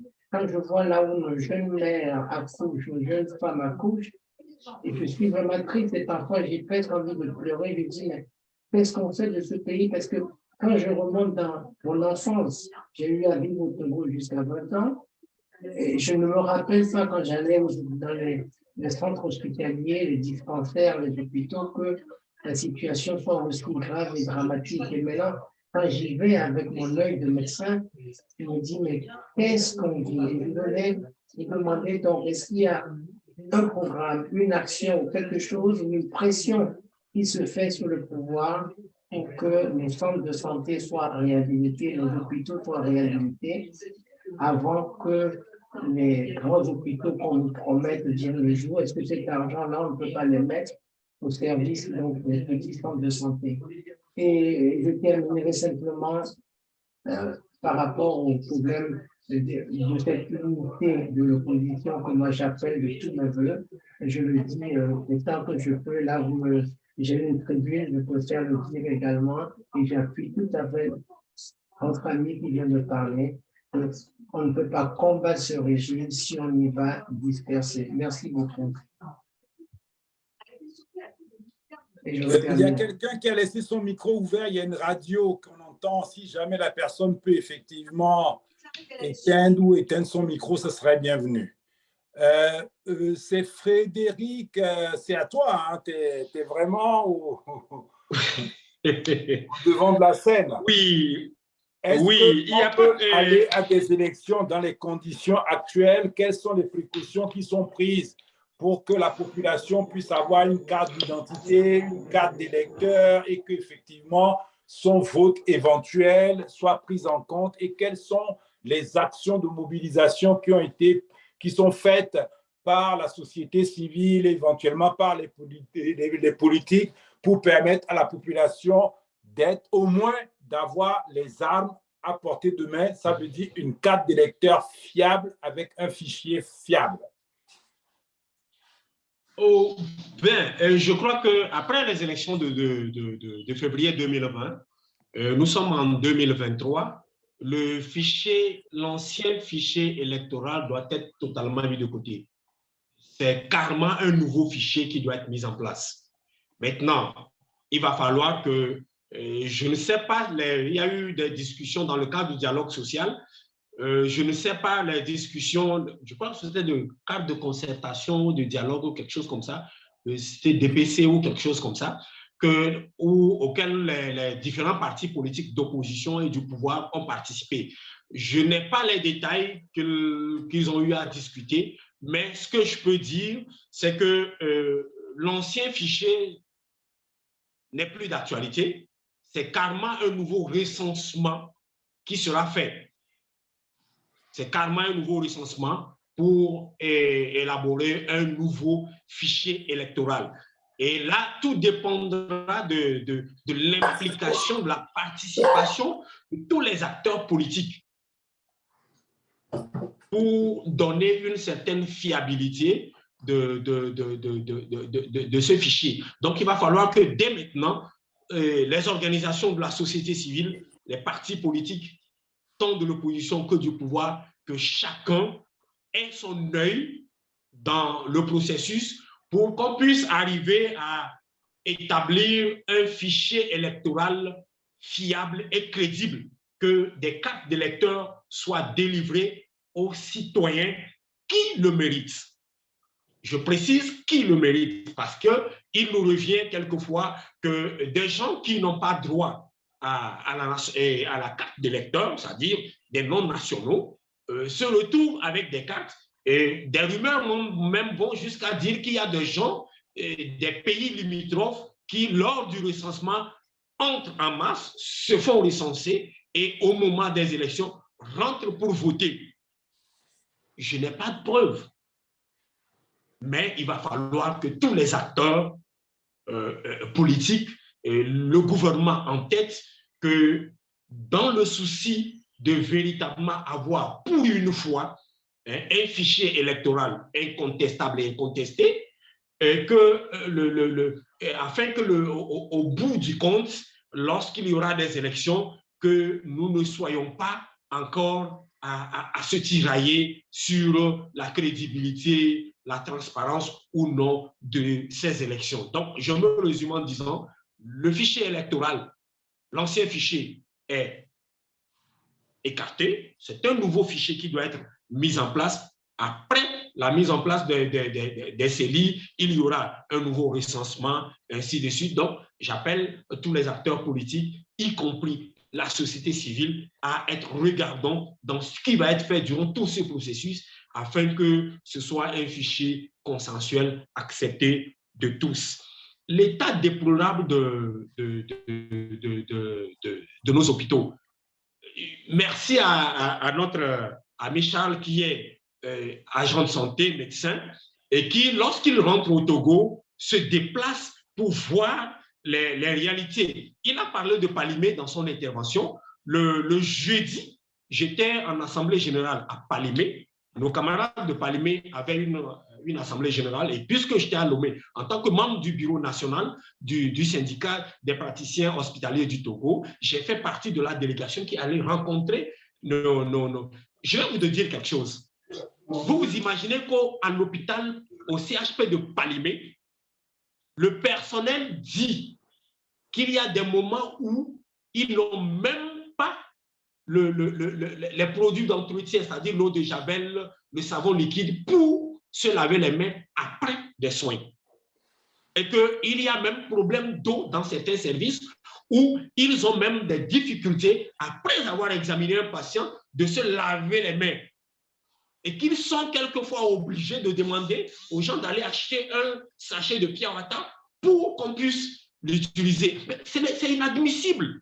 C'est inadmissible. J'ai eu à leur dire, je dis les amis, lorsque c'est comme ça, prenez votre courage à deux mains, allez voir le directeur, dites au directeur, monsieur le directeur, si nous n'avons pas de l'eau, nous cessons de travailler.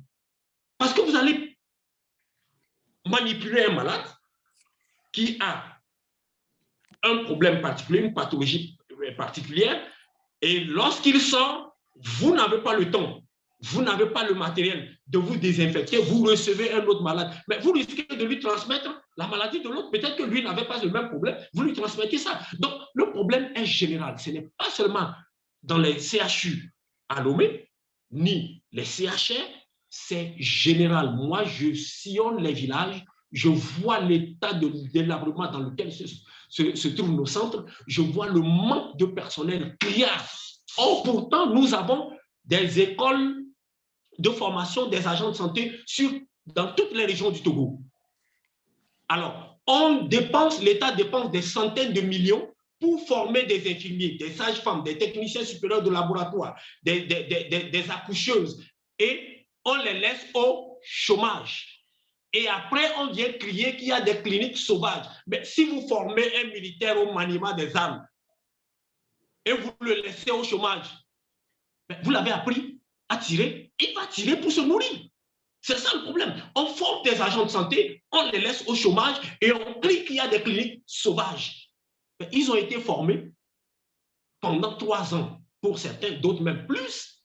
Et à la fin, on les laisse au chômage pendant qu'il y a besoin dans nos hôpitaux. Alors, si vous estimez que vous ne pouvez pas les employer, alors les millions que vous dépensez pour les former, utilisez plutôt ces millions pour équiper les hôpitaux.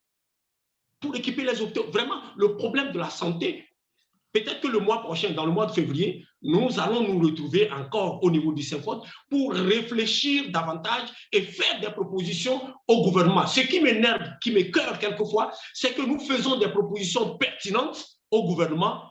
Ils disent qu'ils prennent acte, mais à la fin, les semaines, les mois qui suivent, nous ne voyons rien venir. C'est ça le mal. Le mal existe, c'est profond. Nos autorités sont bien au courant, mais ils n'ont pas la volonté de régler la situation. Parce que s'ils ont la volonté de régler la situation, au moins, on devait sentir un début. On devait sentir un début.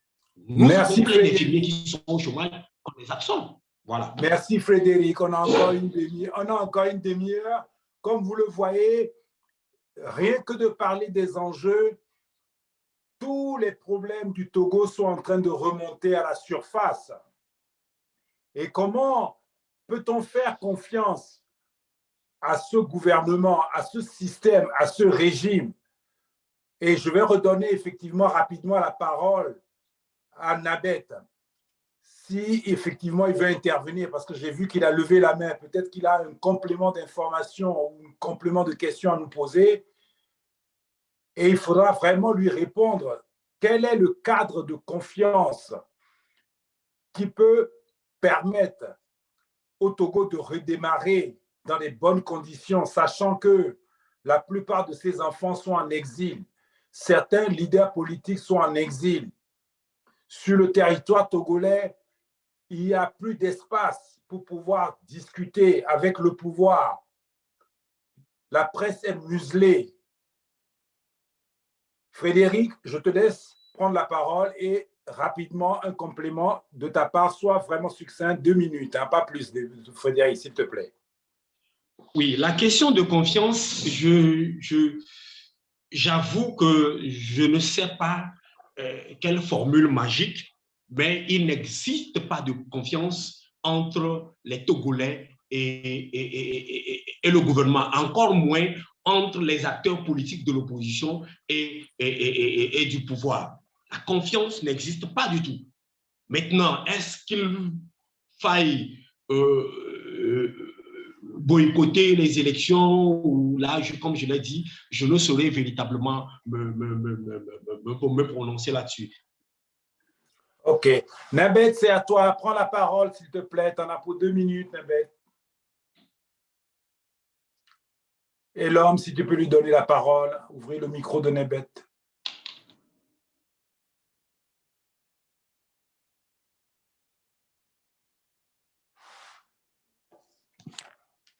Bon, je vois qu'il n'a pas la parole. Est-ce qu'éventuellement, Raimondo, qui a levé la main depuis un moment donné, est-ce qu'on peut lui donner la parole à Raimondo? Ah, Nebet est là. Vas-y, Nebet, c'est à toi. Ouais, vous m'excusez, j'avais vu que mon micro était sur mute, il fallait me désactiver pour que je puisse... D'accord, très rapidement, Nebet, parce que j'ai vu que tu as levé la main. Qu'est-ce que tu veux comme complément d'information? Pour complément d'information, c'est... je voudrais parler à mon frère Federico pour apporter mon opinion à ce qui concerne s'il faut faire confiance ou pas. Nous devrions faire confiance du moment où ces acteurs... Tu as 2 minutes, hein, s'il te plaît. Hein, oui, s'il te plaît. si ces acteurs qui sont en exil puissent retourner sur le terrain pour qu'on nous permette la liberté d'expression, parce que ce soit dans la diaspora ou ceux qui sont restés au pays, la liberté d'expression est quasi zéro. Donc, c'est mon opinion que je voudrais apporter sur cette question-là. Toutefois, en pensant à nos prisonniers aujourd'hui qui sont toutefois détenus là-bas, parce que même le chef canton qu'on a pris dernièrement, c'est suite à sa liberté d'expression. Donc, s'il faut lui faire confiance, mon opinion, je pense qu'on est loin de faire confiance en ce moment-là. Donc, aller aux élections en ce moment, à mon humble avis, nous sommes loin de pouvoir préparer dans la logique d'aller aux élections. Merci. OK, merci. Est-ce qu'on peut donner la parole à Raymondo, s'il te plaît, avant que tu reprennes la parole? À toi, Raymondo. OK, merci aux exposants et merci à Fovi Katakou depuis Lomé. M. Frédéric, salut les gens de Dapaon. Et je me présente, et je suis Théodore Kofi Raymondo, alias Kofadja, je réside à Bamako, et membre de Nubweke, Mali et Togo, et membre du mouvement Rasta au Mali. Et au fait, moi, ma question et mon interrogation, c'est que je me demande, est-ce que nous devons encore aller dans ce dynamique de boycott, et tout en sachant que c'est notre boycott de, je crois, c'est 2017, nos 18 pour les législatives, qui ont engendré aujourd'hui le rétrécissement de l'espace d'expression démocratique. Donc, ma question est que quelle action, c'est adressé à tout le monde, y compris moi et vous, quelle action pouvons-nous mener, surtout les acteurs de la société civile, les syndicats et autres, pour pouvoir remobiliser la population à se donner à l'action citoyenne et politique? Parce qu'aujourd'hui, quand tu commences par parler de l'action citoyenne, on te dira, la politicien, faire comprendre à la population quelle est vraiment l'action, la différence entre l'action citoyenne et une action politique. Mais quelle action il faut mener? Cela nous permettra, n'est-ce pas, pour pouvoir, et ça nous permettra d'aller dans un sens de mobilisation vers l'enrôlement sur la liste électorale. J'entends dire tout à l'heure qu'il faut l'apurement de la liste électorale. Quel est, nous, à notre niveau, en tant qu'acteurs de la société civile, en tant que citoyens, qu'est-ce qu'il faudrait faire pour mobiliser, n'est-ce pas, la population dans ce sens? Quand on dit qu'il n'y a plus de confiance entre les gouvernants et leurs administrés, moi je crois qu'il y a aussi une crise de confiance entre la population et la classe politique dite démocratique aussi. Il y a ce problème aussi. Donc, s'il faut attendre que tous ceux qui sont à l'extérieur, s'il vous plaît, tous ceux qui sont à l'extérieur, en exil, ils doivent rentrer d'abord avant de mener cette lutte pour les élections. Je crois que nous allons partir à l'eau. Certes, nous ne devons pas les abandonner, nous devons continuer la liste. Nous avons des frères en prison et autres. Mais toutefois, quand nous allons avoir plus de mobilisation dans le feu d'action pour la mobilisation électorale, je crois que nous aboutirons aussi à leur libération et au retour de nos frères. Donc, ma question, c'est simple. Quelle action mener pour pouvoir mobiliser, drainer le peuple vers une action unitaire pour avoir une élection juste et transparente? Merci. Merci à toi, M. Raymondo. Est-ce que Fovi Katakou est toujours là? Parce que je pense que Frédéric nous a donné sa ligne, son point de vue par rapport aux élections. Est-ce que Fovi Katakou aimerait intervenir, répondre pour apporter son appréciation et des éléments de réponse? Fovi? Karl, Fovi Katakou n'est pas connecté. Ah, il n'est pas connecté. OK. Bon, Frédéric, je te laisse aller au charbon sur une précision qu'aimerait avoir notre compatriote de Nubweke qui est au Mali. Oui, je crois que lui et moi, nous sommes sur la même longueur d'onde. Je disais que le boycott a montré ses limites.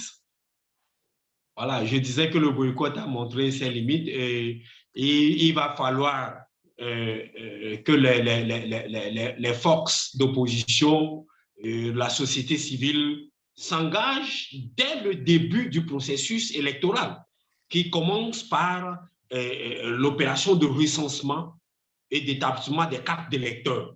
C'est généralement à ce niveau que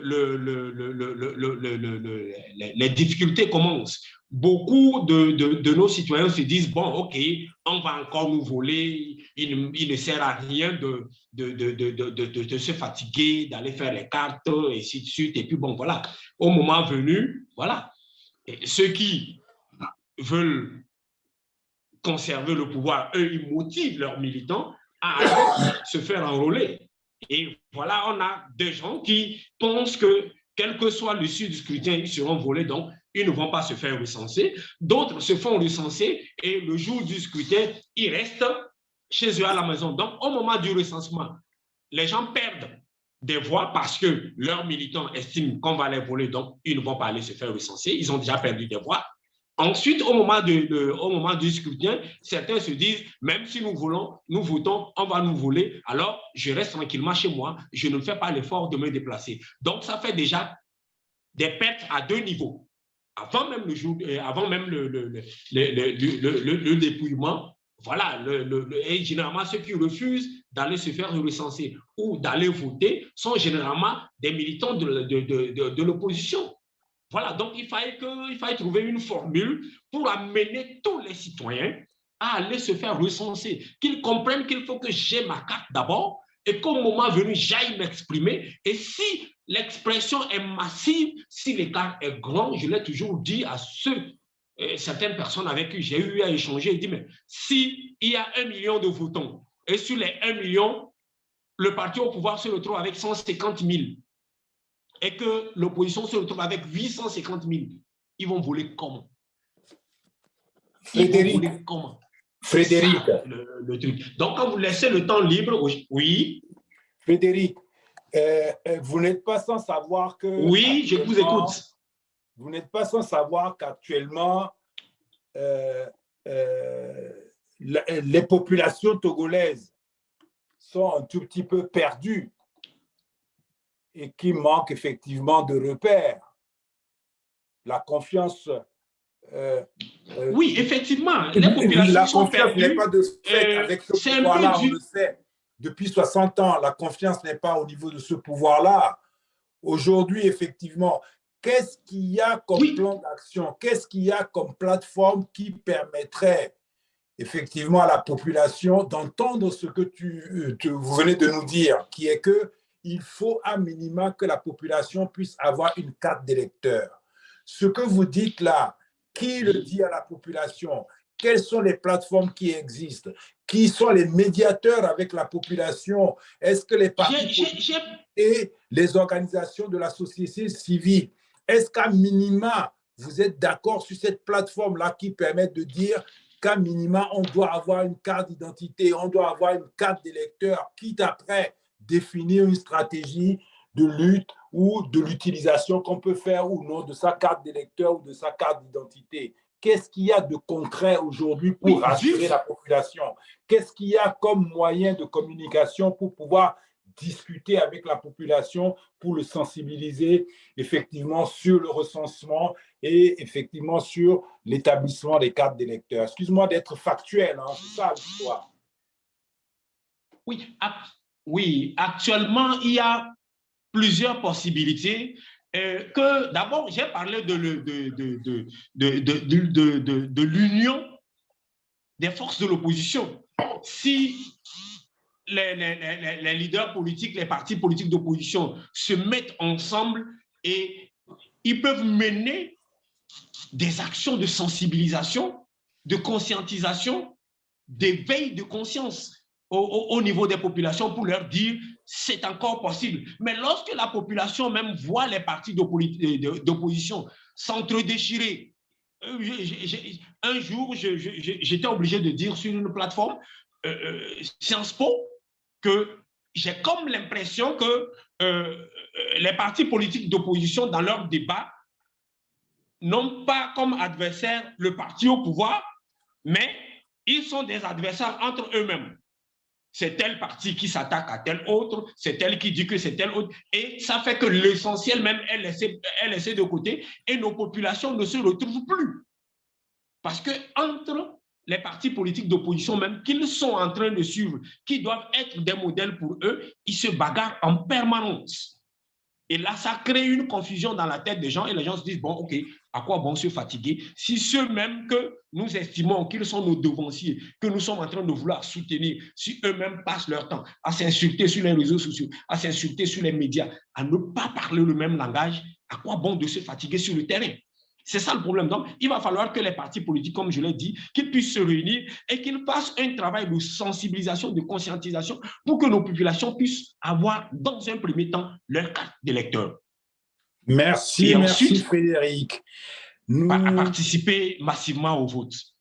On a encore quelques minutes. Nous avons énormément de participants, mais certains restent muets. Est-ce que profiter de l'occasion d'avoir notre frère Frédéric pour pouvoir lui poser des questions, pour pouvoir effectivement avoir des éclaircissements sur comment vous voyez ces enjeux de 2023.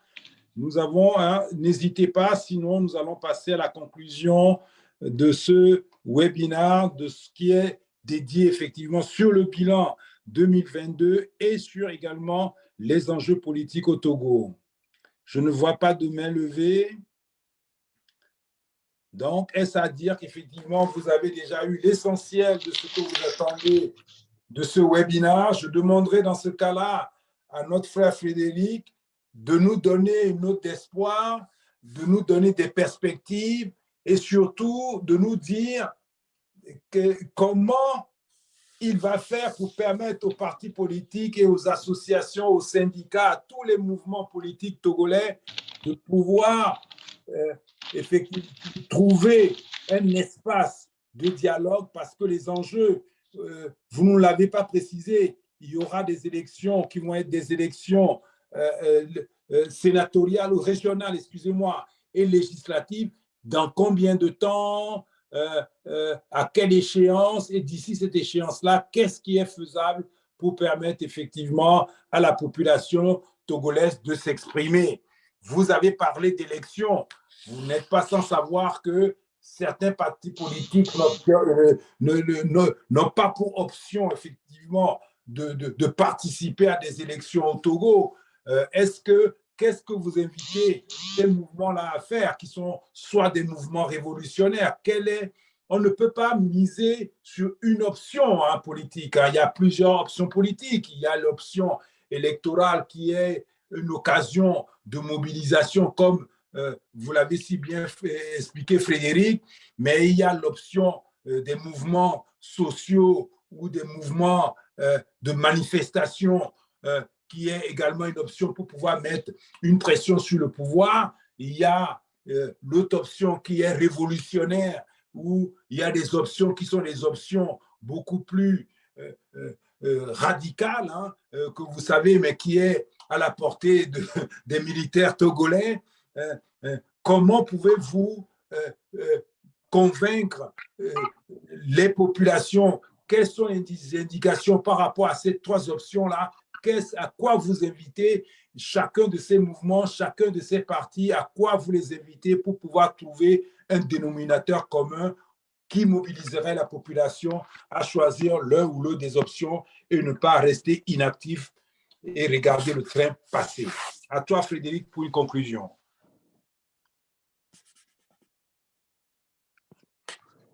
Bien, je crois que je ne vous ai pas très bien saisi parce qu'entre-temps, il y avait des coupures dans le son, mais je crois avoir compris l'essentiel.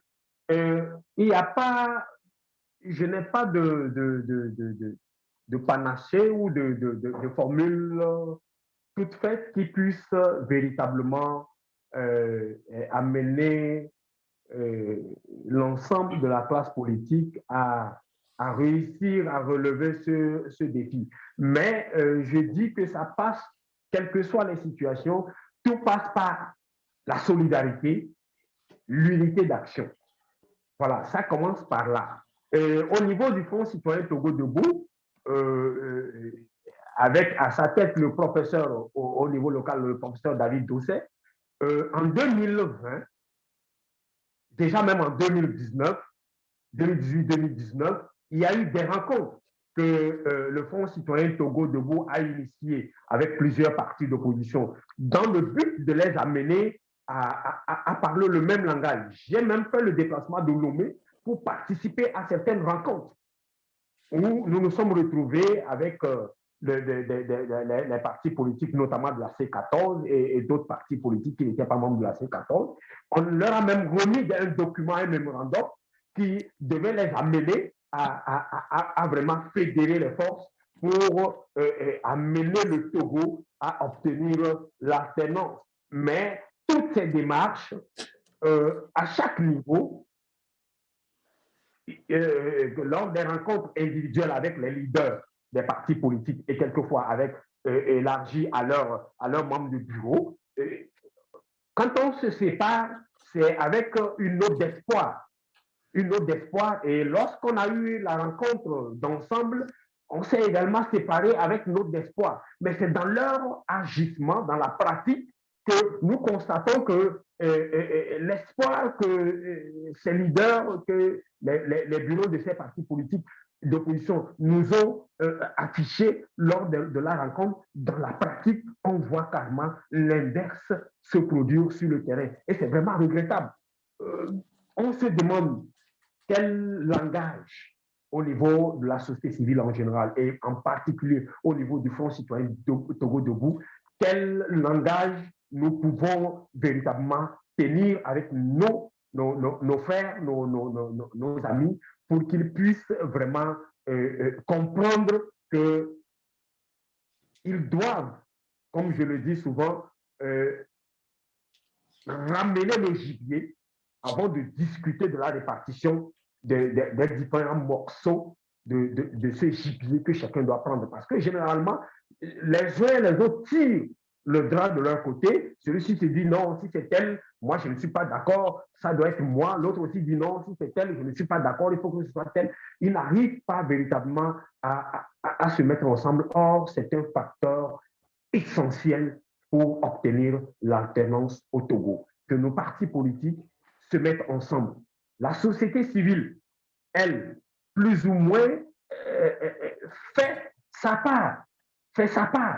Mais c'est plutôt les partis politiques qui, à la dernière minute, cassent toute la dynamique. Donc, il faille qu'ils puissent parler le même langage et que la société civile puisse se mettre à nouveau à leur côté pour faire une action de sensibilisation pour que le Togolais, l'ensemble de nos populations puissent comprendre qu'il y a encore de l'espoir, qu'on peut encore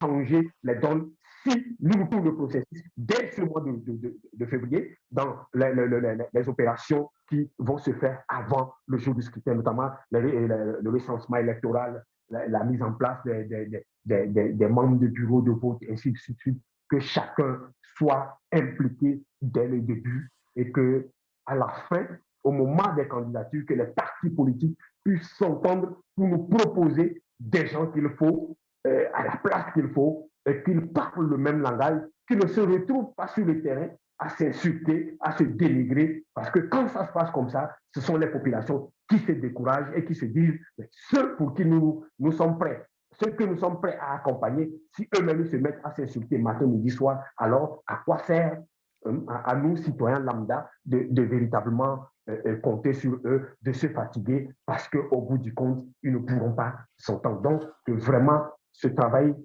soit fait au niveau de l'opposition, qu'ils parlent le même langage. La société civile va encore faire les démarches vers eux pour les amener à vraiment s'unir, mais on ne peut pas, c'est des grands garçons, on ne peut pas, de grandes dames et de grands garçons, on ne peut pas les forcer à s'entendre. Mais notre volonté est qu'ils se mettent ensemble, qu'ils parlent le même langage pour le bonheur de nos populations. Merci Frédéric, et puis merci à tous les participants à ce webinaire. Rendez-vous le mois prochain. On trouvera effectivement un thème approprié à toutes les problématiques que vous avez soulevées aujourd'hui, qui est la question de la confiance, la question effectivement de l'unité d'action, la question de la mobilisation de la population et puis l'interpellation du pouvoir, à savoir qu'on ne peut pas faire confiance à un pouvoir et on ne peut pas effectivement s'appuyer ou accompagner un pouvoir qui a en face de lui un enjeu de sécurité face au terrorisme. On ne peut pas les accompagner s'il n'y a pas une confiance qui est établie entre le pouvoir et le peuple. Je vous remercie et merci Frédéric pour ta brillante intervention.